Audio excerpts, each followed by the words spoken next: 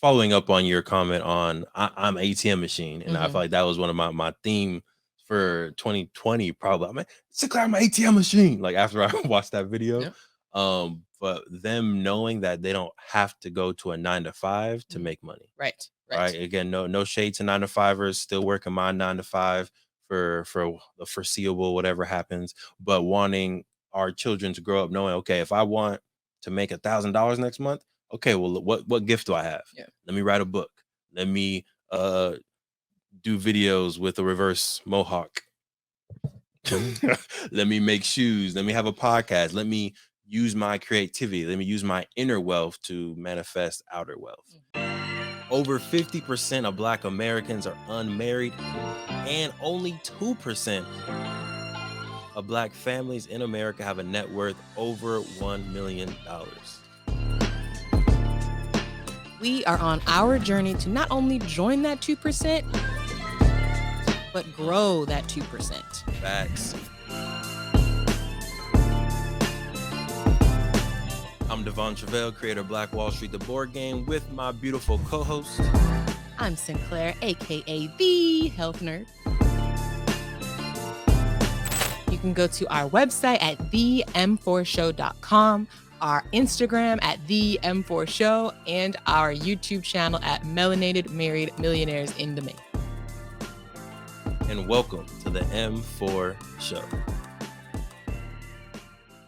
For us, we want to make sure that our kids grow up knowing that intrinsically they are wealthy and they have a sense of abundance with them.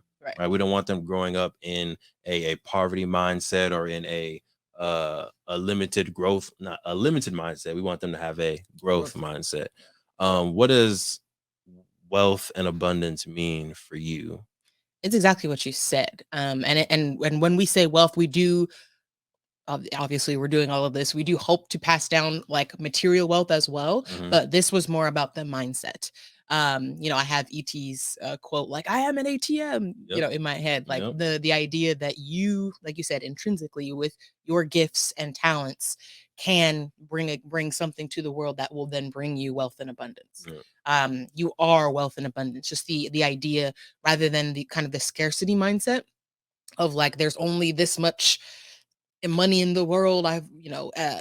Being like, I am wealth. I am abundance. I can make money. I can make impact in the world. I can, do all of these things. I think it's more about the mindset of I can do whatever, kind of tying back to the dreaming, I can do whatever I want, rather than like, there's only this. That scarcity mindset, I think, can be very limiting.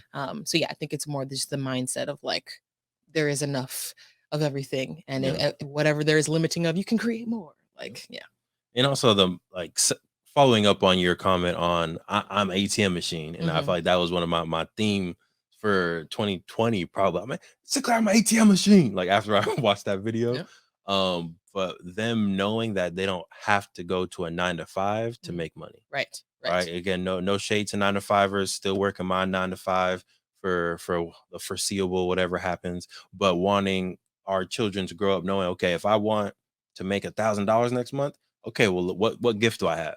Let me write a book. Let me do videos with a reverse mohawk.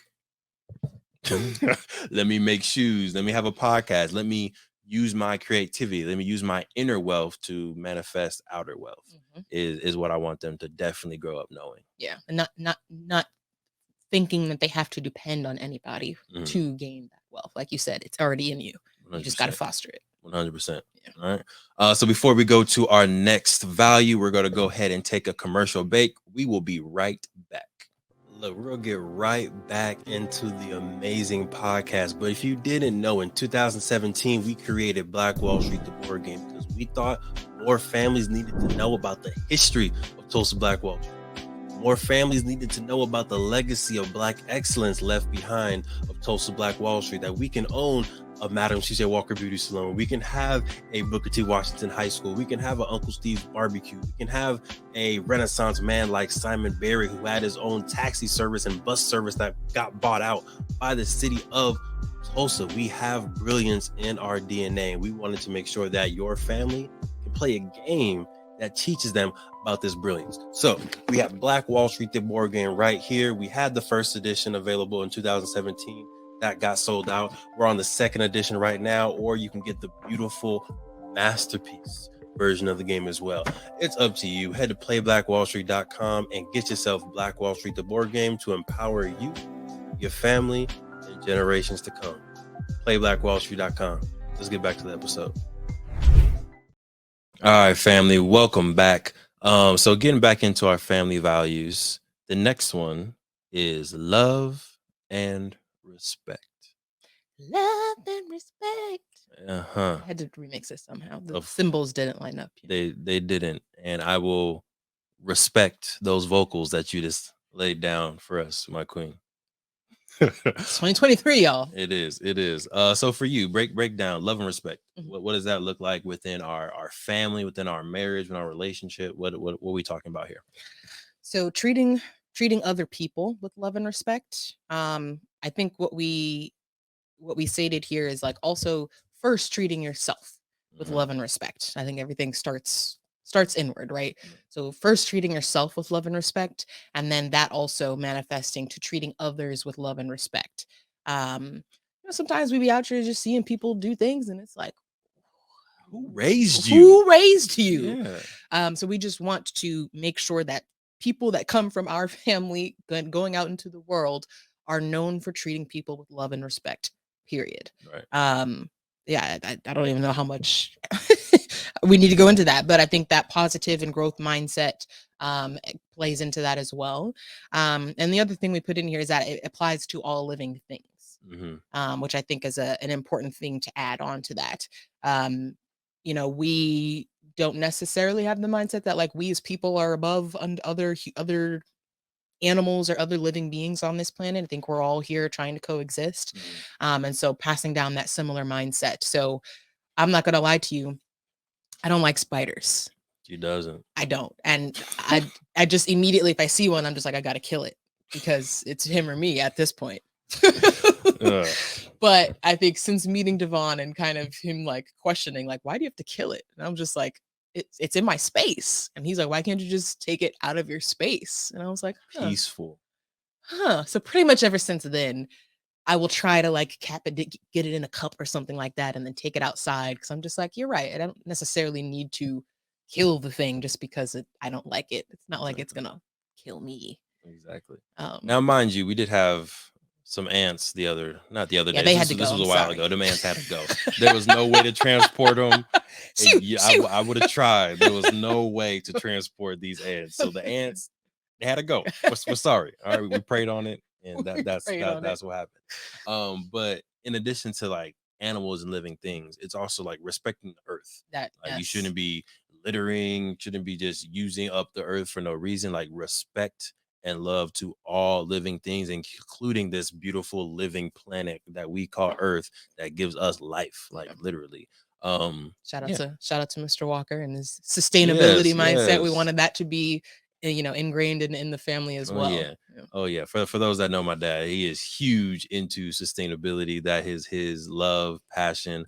So he's going to be a prime source of teaching our kids about just treating the earth with that love and respect.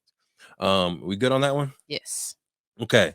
The last value that we have for the Walkers is family.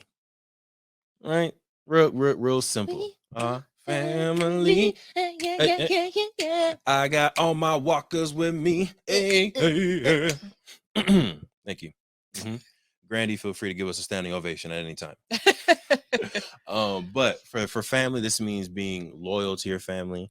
For some reason, there's some bickering sometimes within families for a lot of different reasons. Sometimes it being money, sometimes it being things that happen in the family based on history. But at no point do I think, and hopefully we're on the same page here, you should be like disowning family or exiling family, or people can't come around unless they do like completely outlandish stuff. Like there's situations where they do that, completely outlandish stuff. Completely rule that out. Yes, ma'am. But that's just staying loyal to family and making sure that they always feel safe and comfortable in the space. Putting family first, right? So if you have a decision where it's like, oh, we could sell a piece of this company to Hasbro's, or we can give equity to our future way in the future daughter. It's like, yeah, just prioritizing family over maybe personal gain or over other corporate gains. What else is on here?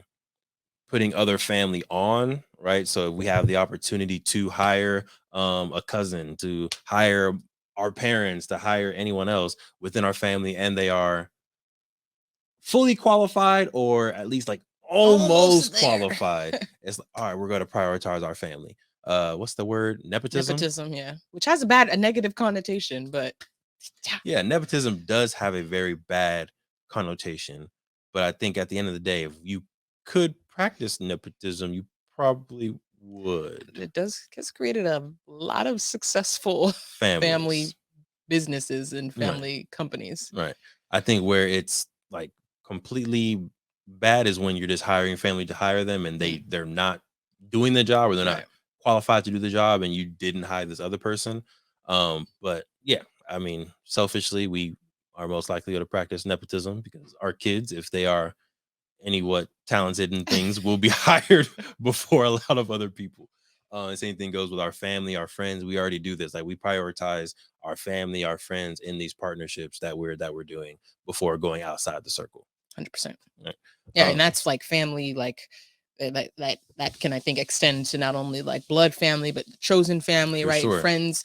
It's like we've had the opportunities where it's like, oh, we can go with this person, or we can go with this person that we already know and love, and like we're gonna choose the family almost every time. Right. It's in our values, right? Exactly. Let us know how y'all feel about nepotism. If you have a family business, would you prioritize hiring your family members, your family, your friends over hiring outside folks, whether they're equally qualified or the outside person is slightly more qualified? Which way you going? Right? Thank you for supporting the M4 show and our mission to increase the wealth of Black families. If you received any value from this episode, any value at all, any, do us a favor and give us a like and subscribe on YouTube and Apple, Spotify, anything, all of them, all of them, wherever you're listening. Go ahead and like and subscribe. And after you like and subscribe, make sure you send this episode to at least one family that you really want to see win. We'll catch y'all next time. Peace.